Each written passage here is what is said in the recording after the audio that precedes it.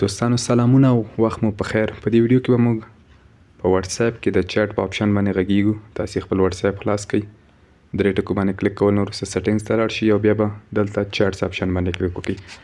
چیټس آپشن کې ډسپلی لومړی آپشن دی.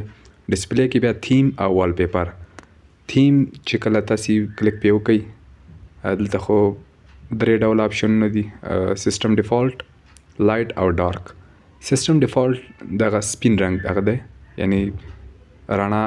او دوم آپشن هم لایټ باندې چې تاسو کله انتخاب وکړئ، نو دغه د ستاسو د واتس اپ کوم رنګ چې وي ته تاسو یې نه د بیک ګراوند یې داسې سپین غوندې دی، سپین دی.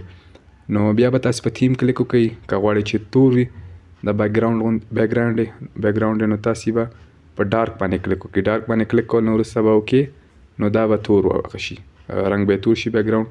نو بیا که تاسو غواړئ بیرته بدل کړئ سیسټم ډیفالت او یا به په لایټ باندې کلیک وکړئ، نو دا خو تیم آپشن شو. دوم هغه آپشن بیا وال پیپر دی.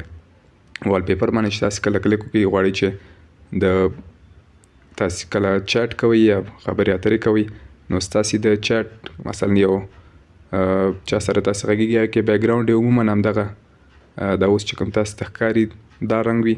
نو که غواړئ چې تاسو بدل یې کړئ، نو په تاسو به په چینج باندې کلیک وکړئ. دلته بیا د سیسټم له لورې یا د واتس اپ خپل وال پیپر یې هم شته دي، تیم وال پیپر ورته وایي. نو دې لومړی برایټ په نامه دی. برایټ کې بیا دغه ډول وال پیپر دي، بیک ګراوند وال پیپر. نو هر یو چې ستاسو خوښ وو هغه باندې به کلیک وکړئ. زه فعلا دلته دغه د مسجد والا انتخابوم. انتخاب چې مې که دلته بیا به په سیټ وال پیپر باندې کلیک وکړم، نو دا به بدل شي. او که تاسو غواړئ چې نور کم وال پیپر چې دا مو ګوري در سره، لومړی آپشن خو د برایټ و، دومې ډارک دی. ډارک کې بیا دا ډول وال پیپر دي. بیک بلاړ شو سالډ کلرز پاخه رنګونه، نو دې کې دا دي.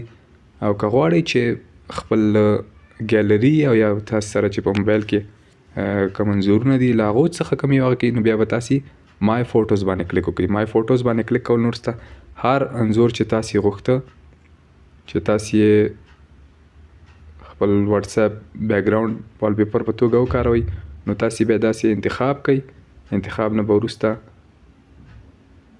سیټ وال پیپر باندې کلیک وکړئ، نو ستاسو د واتس اپ چیټ کوم چې دی وال پیپر دا به بدل شي. نو دا وه د نن ورځې ویډیو.